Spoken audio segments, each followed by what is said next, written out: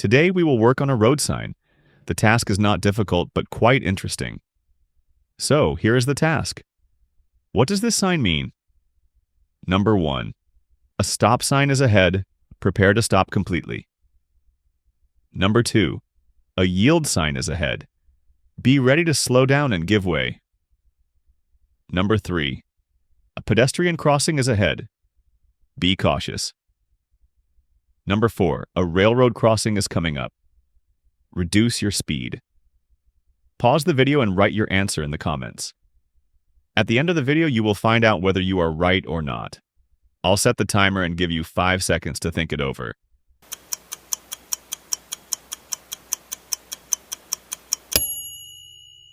I hope you had a time to make a choice because we are moving on to a breakdown of this task. The W3-2 Yield Ahead sign warns drivers that a yield sign is coming up. It gives you time to reduce speed, stay alert, and prepare to yield to oncoming traffic or pedestrians.